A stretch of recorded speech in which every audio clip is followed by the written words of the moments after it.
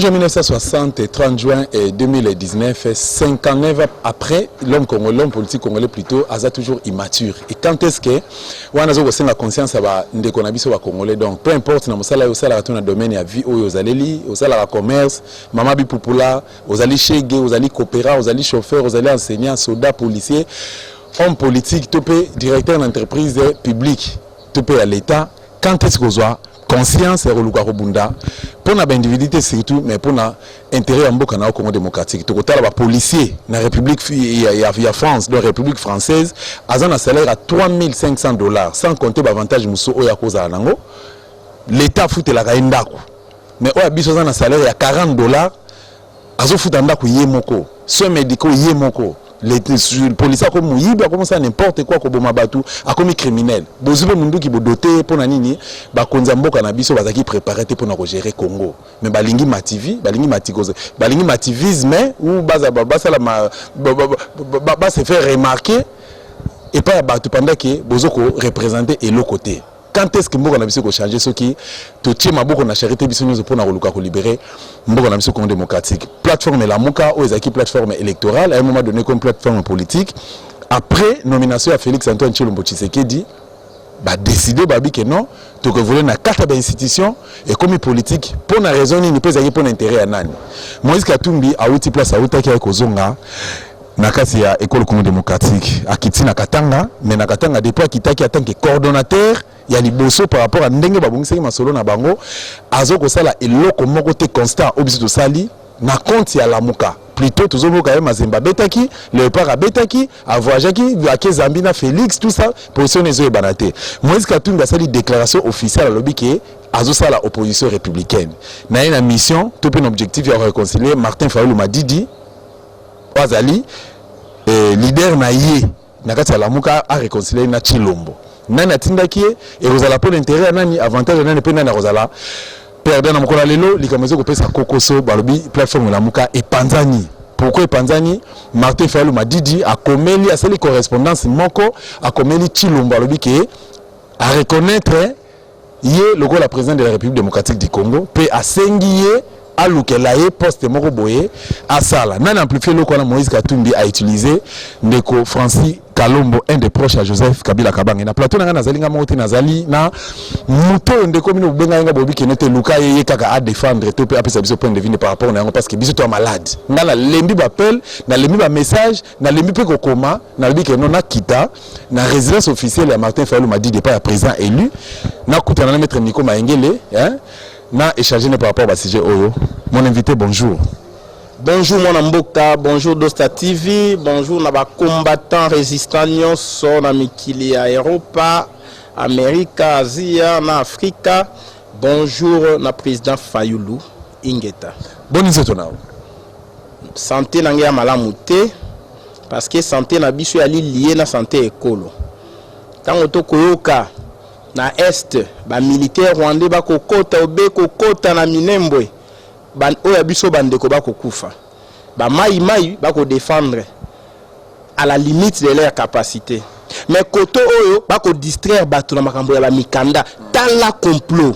Maître Nico Maengele finalement Martin Fayulu a cédé parce que a monique et simbité à kokalisouté à reconnaître légitimité ya ndeko Tshilombo a komelie baluki l'espace moko boye po batika obomisa bato ndeko Dosta okamwisi ngai ozo affirmer makambo ya lokuta na motuna na yo donc na ebité soki ali monsieur Chesko nda tindio pona osala G ya bato ba koluka ba déstabiliser président Fayulu na motuna na yo biloko affirmer na comprendre gali matumoli te nga eka na ba question et ali matumoli ndeko na ko révéler au complot ezali autour ya mwana mboka Martin Fayulu autour ya ba congolais nyonso ba croire na combat na e majorité à 85 millions de congolais complot on appelle ali diriger contre la diaspora congolaise oazo soutenir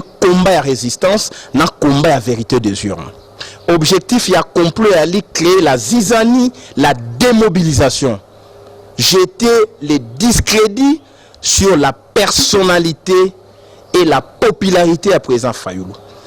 complot yango ezali nini ndeko? Complot yango ezali nini? Président Fayulu moto akolongola ye qualité ya président légitime à l'ité. À ta plateforme, la Mouka, et comme plateforme politique, la différence est à nini? Plateforme électorale est à limiter dans les temps. Tina maponomi. Plateforme politique est à libitumba mikolonionso. Donc, bah, ça la confusion. Donc, plateforme politique, qui ko revendiquer, puis à ko revendiquer volonté à peuple. Vous comprenez de volonté à peuple et à l'élection, il y a moi en Mboka Martin Fayulu Madidi comme président de la République élu. Donc plateforme politique a eu qu'on s'écarter na bitumba ya volonté ya peuple té. La Mouka ba eu qu'on s'écarter na volonté ya peuple té. Ya ngomoni na charte. Ba lobby parmi les objectifs, il faut faire respecter la volonté du peuple. Donc les vrais choix des électeurs. Vrai choix des électeurs Ali Martin Fayulu. Maintenant, tant le président Martin, en sa qualité de président légitime, il y a un coordonnateur il y a 3 mois. Mais président Fayulu a tikali président au peuple à Pona, il tikali la histoire de papa Tshisekedi, tikali la histoire. Aujourd'hui, il y a 3 mois, mais président Fayulu a obé président au peuple à Pona. Moi, on a effacé vote le 30 décembre à Zalité.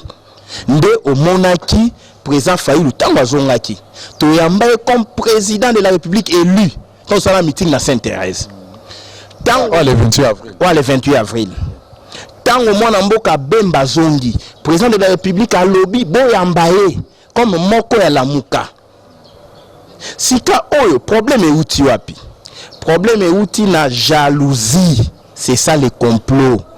Tant au moins en mboka Martin Fayulu a beleli alobi photo marché les 30 na sima ya koyoka na ba leader nyonso ala muka oka ito Bemba ya alobi to ko marché les 30 mais photos à disposition na Sainte-Thérèse ba disposition pe zo maki réunion pe salemi nde ba sali communiquer les 5 leaders o ba publier qui opposent qui copie ba nyonso ba signer que le 30 juin to ali na marche ou toujours revendiquer volonté à peuple.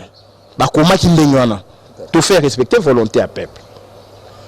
Si ka tu dois comprendre que président Fayulu a mis côté ça qui na makambo makasi. Nde moni le 30 wana yemoko akiti na Chango. Akiti na président Mozito. Marche salemi bato babine belé ba beti ba gaz plus de 150 gaz. Na Massina entre Pascal na quartier 1 bato bazoki bato bakufi bakangi bato babwaki na na ba cachot secret o bakosaka bakanga te Joël Ituka ba betie azali tele na cachot secret santé alimana moté na Goma ndeko defa o paluku awei ba betie masasi na nzoto na Kikwit bato bakufi bato bakoti zamba. Aujourd'hui, dans le contexte, toute la presse nationale et internationale, moi, Namboka Martin Fayulu Balobelié, comme véritable challenger, véritable moto à Longaki, à Bengi Bato, Bato ba bravé, interdiction à Gentini, interdiction à M. Kabila, interdiction à M. Chilombo. Pour Chilombo Lobaki, na RFI un jour avant, je suis d'accord avec l'interdiction à marche. Donc, ton peuple a bravé. Le succès revient na commandant du peuple. Zélandeko, ou azalaki na terrain. France 24 à l'obéi mon amboka Martin Fayulu. RFI, TV5, ba chaîne nyonso, Internet, Hero News. Sika oyo, le sanido sta pas lobé la Costa TV. Voilà. Sika oyo et sali motema masasu motema likunya. Babi ndenge nini tokoluka to kitisa mwana mboka Martin Fayulu oya azui susu presse internationale nyoso il a été au devant de la scène internationale na cadre ya un peuple qui s'est levé face à un régime répressif sika oyo na kotanga bakombo na bango te po peuple alukisaka misusu ba na kan bato bakangisa mwana mboka Dieu mindonga na mambo aviola lokuta peuple alukaka misusu ba armaka ba jeune na PPRD quand ba na ligue des jeunes na ba machette ba boma biso tant ça la opposition face à Kabila peuple lukaka ba misusu batika ba parti politique na bango bakenda kofanda na se ya tolo ya mwana mboka Moïse Katumbi bakomelaka libele na ye lokola bana mike tala mikolo yo tikina ndako otiki na parti otiki na fonction na ba responsabilité okomi lokola moto yo bakomelisaka bakofutela yo ndako bakosombela yo elamba bakosombela yo chaussette bakosombela yo miliki na tongo kolia na midi beefsteak na pokwa. Donc on va comprendre pendant que nous sommes sur le terrain. Toi tu vis de toi-même, tu ne vis pas de Katumbi. Donc bateau vivre na Katumbi. Bateau Katumbi ako futela bandako. Bateau Katumbi ako leisa, ako latisa, ako leisa pe na ba famille na bango, na ba parti politique na bango, ba yoki motema likundu. Balobi sika o ndenge nini toko kitisa.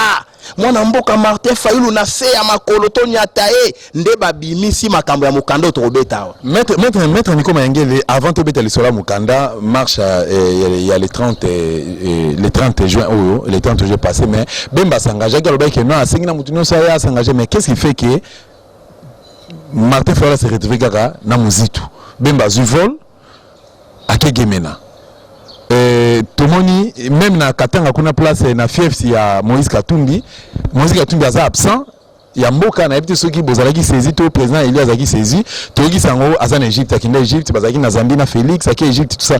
Qu'est-ce qui se passe concrètement na kati ya la muka boyo kanizate Fayulu soka mpisi mot d'ordre population soko obéir ba cadre ba membre to soko obéir mais ba collaborateur ne direct bazo sala kibojibe kiboera bazo sala kibongai tendeko na ali porte-parole ya mwana mboka Bemba te mais na kotalisa na comportement ya président Fayulu soki azaki informé te alingaka landa ye na gemena te ntango mwana mboka président Fayulu na nsima ya marche azwi pepo na président Mozito balandi mwana mboka Bemba na gemena elakisi ete mwana mboka Bemba informaki bango parce que papa Jeannot Bemba akufaka na juillet akokisi 10 ans na se ya mabele.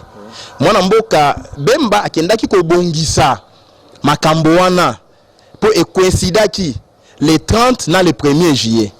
Wala boke laisser mort enterrer l'air mort mais mamamboka eza mamba lelo akwa ko reporter pe activité na gemena aya s'impliquer na mamamboka ezaki le 30 juin na talisio comportement ya président Bemba na président Fayulu eza contradictoire te tant mwana mboka Fayulu alongwe na Kinshasa après marche akei na gemena et la kisi était bali na communion d'esprit. Voilà na kasko ya Katumbi non oyebi makambo oyo na koyebisa mambo ya complot oko comprendre côté to kokenda parce que charte ya la muke lobaki coordonnateur il faut asalaka une activité de grande envergure une fois par mois. Tant qu'on a 3 mois, il faut organiser 3 activités. Mais témoin ya lelo, coordonnateur actuel, a sali activité de grande envergure T. A sali pe activité mon côté. Yangwana, biso to observer que la muka, ce qui continue dans motin de ba coordonnateur, non se ba koya, ba ko sala activité te ko kufa. Mais moi na mboka Martin Fayulu, toutes les activités à Kosala, Bobo Sanate Ali, président de la République élu par le peuple.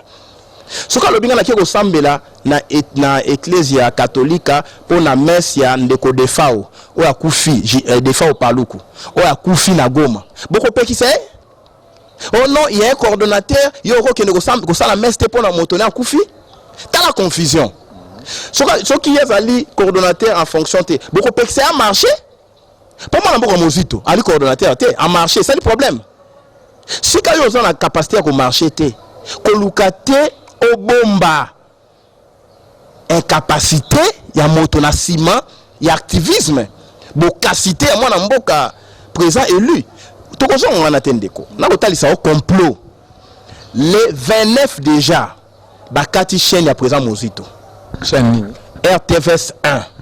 Pourquoi? Ils apprennent à Malobana binoté parfois pas outrage et pas à président Félix et pas à président Kabila tout ça beaucoup moins exagéré. On monite pour pas faire taire bino bien pour pas se protéger ou se faire valoir davantage auprès de la population. Il y a un bakati chaîne voilà. Il y a une pratique dictatoriale, il y a une pratique kabiliste et joséphiste. Aujourd'hui, ce sont des pratiques chilombistes. Donc le régime n'a pas changé, les mêmes pratiques ils ont continué, les mêmes causes produisent les mêmes effets.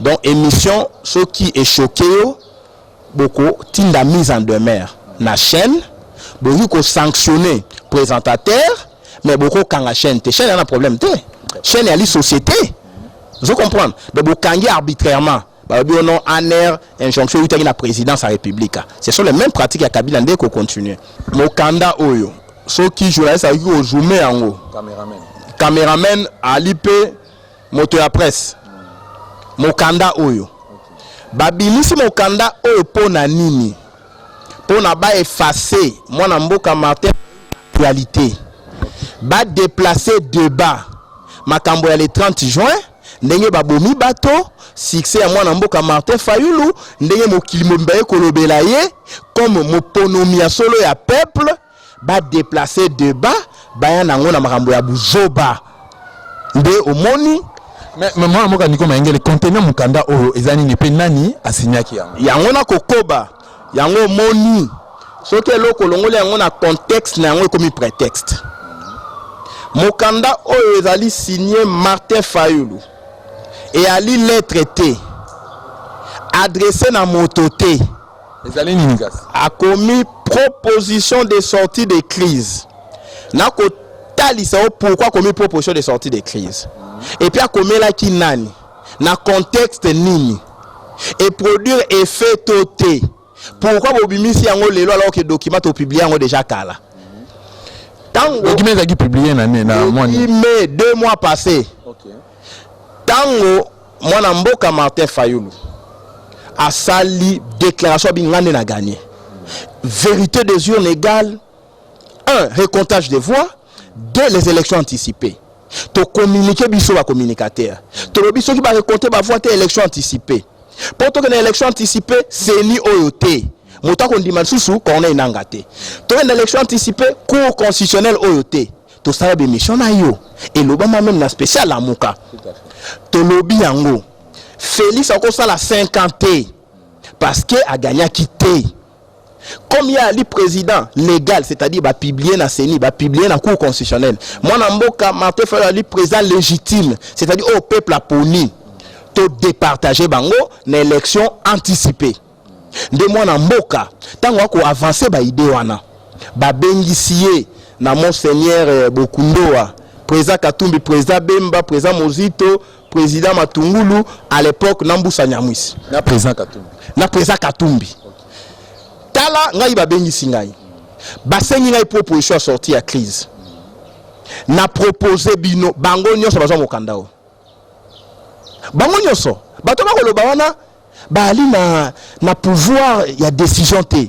batalaku ba pesi ba responsable président Fayulu Lobi n'a co-signé comme président de la République légitimement élu pour n'a ko komaté que en tête la Muka pour la Muka a présenté mon mboka Fayulu te na élection na CENI la Muka botami na sima ba dépôt de candidature président Fayulu est déjà candidat président Martin Fayulu candidat ndeko nani Bemba ba empêcher Muzito ba empêcher nde mwana mboka alai candidat président et puis au peuple ayebi ki ali élu nde na crise post-électorale les sciences politiques etangisi biso ete en cas de crise à légitimité les deux challengers nde bali les deux acteurs principaux nde mona ki Papa Etienne na 2011 à Boya Kabila tina 2016 tango toke Senko on s'adressait pas au RASOP rassemblement on s'est adressé na Papa Etienne comme challenger ya M. Kabila. En 2006, on s'est adressé à président Bemba comme challenger à M. Kabila et non pas la Union pour la Nation. Parce que crise à légitimité, c'est entre les deux candidats présidents.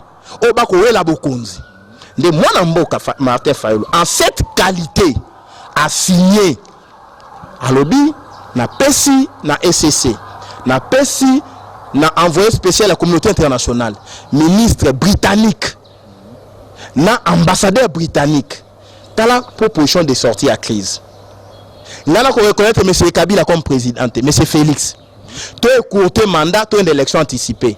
A bengié M. Félix. On va bien que M. Félix, par respect, peu, à quoi vous au-delà. À quoi reconnaître été. Abi M. Félix, ce qui a le bien dirigé Écolo, a eu que ça la 50 12 mois. Vous comprenez? Ton élection anticipée.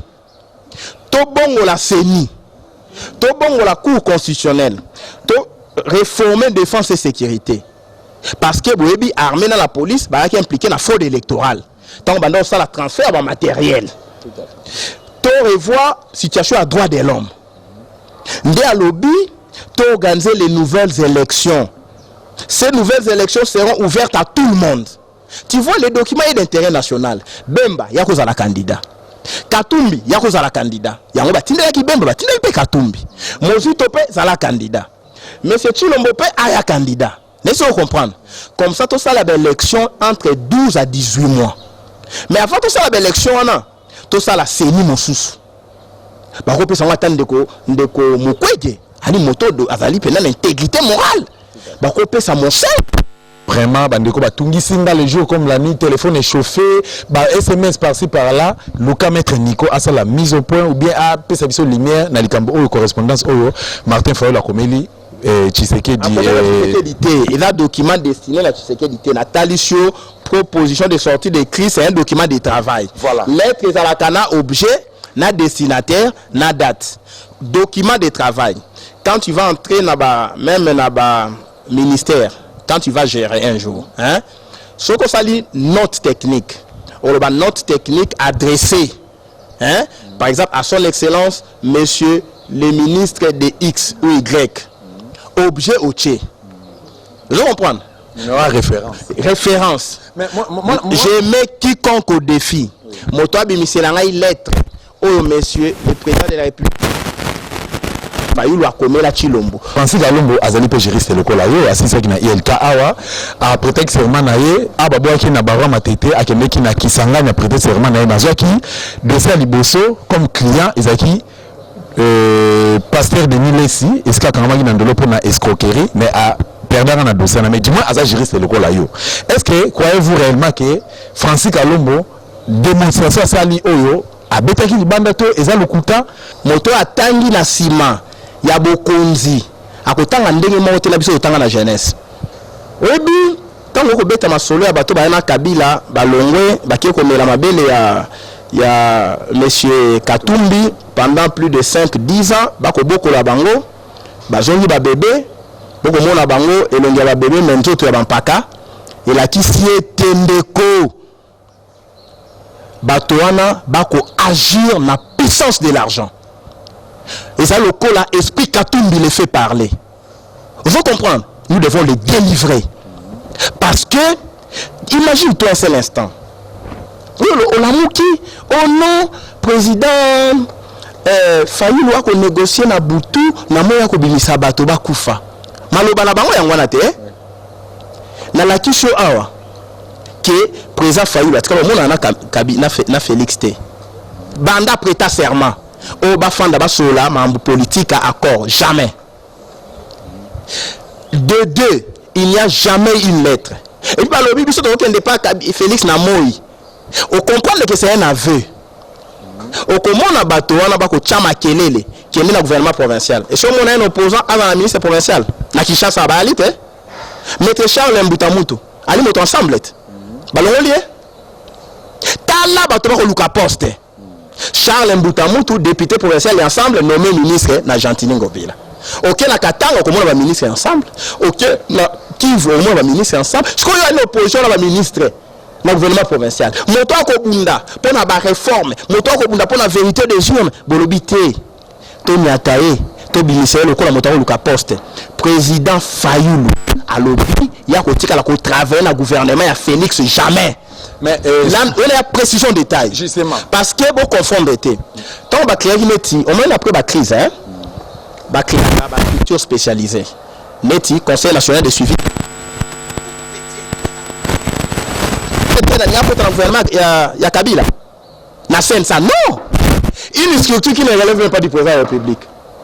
Tant que vous avez la crise à Mobutu, il y a au Conseil de la République, Parlement de transition. N'a pas aussi? Ils ont dirigé par Monsengo. Est-ce que Azalaki est un père?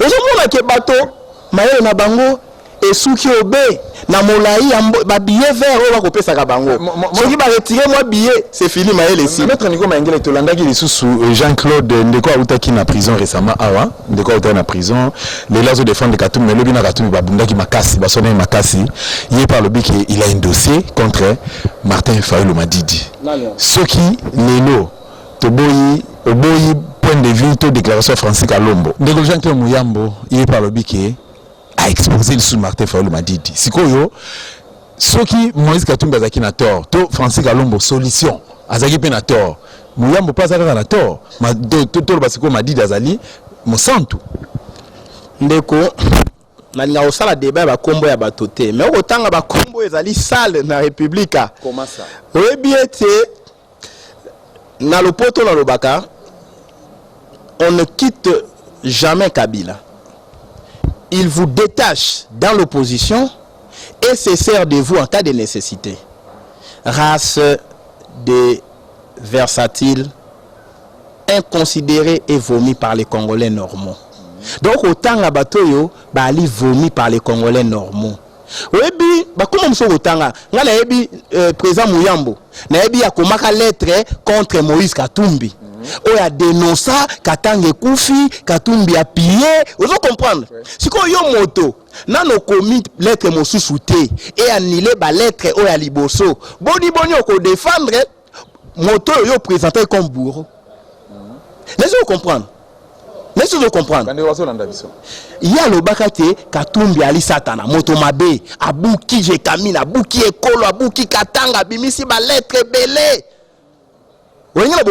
Si par quelle baguette magique Katumbi a connu mon santo ba to bazali versatile moto ko changer opinion nae au gré des billets verts tango ba ko boaka malobe ko changer ba ko boaka malobe ko changer te ba ko kende ko lia matiti na fulu ba kanisi ete ali billet de $. Tikandeko ozama maloba comment msoko tanga biso don to kola na bandal to bi ke tel ali magicien soko lingo mona makambo aya azuyo loboko acheboe asali basina obi yo na monyo kozala moto monene bato ba koti na politika ba kosala nini vous comprendre donc Kabila balongwaka été Kabila tango lingi a détruit président Fayulu a se servir na bato na ye oyokaka moko lobaka kamera ali moto na biso alongo position te to alakana ye okolanda siko le même moto na zalaka na kamera za na cabinet Chilombo bango bali na cabinet ya Katumbi donc bali ensemble siko balingi baboma mais coup d'épée dans l'eau baboma mwana mboka Martin Fayulu po amati makasi na ko bimisa ba document o ba ko interpréter na ndenge ya moyibi parce que quand on parle na puissance ya mbongo ndeko ya lipasi biso tokoloba na puissance ya Congo na puissance ya Saint-Esprit mais moto mso koloba na puissance ya Esprit Katumbi moto mso koloba na puissance ya mbongo nde biso tolobi bokeba bokoyeba bango na misala na bango gouvernement ekobima bokoyoka bato ya ensemble baza komela gouvernement wana boko comprendre nani akoluka poste nani azali na Chilombo nani aluki président Fayulu ndenge azawana atabo tirer ndenge nini peuple a comprendre que président Fayulu combat la vérité des yeux ali combat du siècle motako saoté combat vérité des yeux ali combat du siècle et puis maître Nico Mayengele lobby que batika ko c'est le Martin Fayulu makambo azana besoin poster azoluka a récupérer et bonga na ya beaucoup dit parce que c'est lui le président élu voilà tozo kende na suka basenele biso kinyo to consommer jango nganyo so tozo kine vraiment na suka mais maître Nico Mayengele olakela ki Frank Diongo mabe Frank Diongo otindi ba tunayo na aéroport Anjili jour arrivé Jean-Pierre Bemba babamba Frank Diongo mabanga ba pandi ba drapeau na ye et puis ba tundi même ba drapeau ba longola ki même moniere qu'est-ce qui se passe ça vient na yo et puis azaki président national ya parti au direct président Frank Diongo c'est mon maître chaque fois ba tourner question Nico Abi na lobama be na été ngapi na adopter même attitude na lobama be na été parce qu'il faut la retourner paix à sincère parce que là qui est l'aéroport on a quitté tant on a commis sur les cas qui déjà hein tout ça on a l'eau à passer mais on se prépare qui nuance et là qui s'y était moto la moto il faut tout s'assumer devant le peuple nuance tout ça là le peuple a dit zobaté peuple a rolanda maloba na biso tant on ka tout maloba na mikili ya poto a osala opposition républicaine peuple a yokaki peuple a boy aya awa ezaki ngaité peuple tango atelemeli mwana mboka Frank Dion yala kingaité peuple ali mokonzi na démocratie peuple ali ko sanctionner moto ya lingi ata niko mayengele lelo soki abungi nzela peuple a ko sanctionner ngai na ali intouchable te yango wana eloko wana okoloba sikoyo mambo ya mwana mboka Frank Dion non toloba makambo oyo et ali na motu ya lelo soko moni ba binisi biloko nyonso oyo ya ba lettre oyo ezata na sens te produit a te fait mon côté vous comprenez ça aucun effet. Oh non, document proposition sortie d'écrit. Ça produit quel effet? Aucun effet. Et le président Fayoulou à partir de dit mais a continué toujours bitumbaner la vérité des jours na-t-il le lot. Mais tant bango bayoki, je vais chiter le coup. Et Kagame, ça les sources des Nations Unies. Ba publié on a journal britannique, le Confidentiel. Ba publié on a journal Lubero Beni online. Tant bayoki, bato bako bundisa peuple. Au bundisi Fayoulou bundisi peuple. Au bout il fallait la vérité des urnes. Pour ça, il fallait que Luka poste pas Félix te pour aller na yangote. Montani na poste na bo continuer coller ali monsieur Kabila. Ce n'est pas tu. Comment peut-on chercher un poste pour aller étiquette figurant? Nous on est politique. C'est monsieur Kabila qui gère le pays. Au moins il y a quadrillé Congo. À côté Alexis Tambwe Mwamba comme président du Sénat. Ali moto ya Maniema. Pour na récompenser bande ko ya Shadari. Atie Janine Mabunda, président de l'Assemblée nationale, Ali Moto Équateur, pour exercer influence sur Bemba. Bato ya Équateur, balo baete to la moto l'Assemblée nationale pour étouffer résistance. Atie na Kasai, azune de konabiso Félix Chilombo. On a trahi mémoire ya papa na sur le plan à lutte idéologique. Atie mo konzi école a nommé pour séduire bande konabiso ya Kasai, au moni lelo to komi divisé. Babio de konabiso to na simana e. Akei na gouvernement, akei monsieur Ilunga. C'est un Katangé pour exercer influence sur Katumbi. Yokai Katumbi abi non, ali moto malamu, to travailler na ye. Vous comprenez? Motatiki 227 mois na SNCC. S'il vous plaît, je vais chiter. Si ko akadrier ekolo. Tant qu'on rebimsa gouvernement, ça va bien se débarrasser na monsieur Félix. Et ali eloko ya seconde parce qu'Alexis Tambwe Mwamba akoto sakana Kabila au doigt et à l'œil. Mais c'est Madame Janine Mabunda Lobinin. Mise en accusation à Félix, ce n'est pas écarté. Nani, Alexis Tambwe Mwamba Lobaki nini? Abi ba convocation sur la présidence. Na bi ba limite na yango motaro kende na bolo côté. Siko on a futur président républicain. C'est tout limité. Donc Kabila tchewana tango ba kolongola Félix, soki ba yokane malamu te. Po ba eza moto ba tcheli singa, hein? Akolia na molaya ya singa. Soki kaka kati singa. Allez, ba écarté. Alexis Tambwe Mwamba, président de la République, a fait l'élection au Parlement, va changer la constitution, Kabila Zongi Bokonzi Ekolo. Tala les sujets. Si quand on comprend que ça, il va distribution na bloc ya lettres, ba proposition de lettres, tant on comprend que ça na est. Les sources onisiennes et lobby Kagame a coté ici 2 bataillons militaires. Mais Félix Aboya, s'il vous plaît.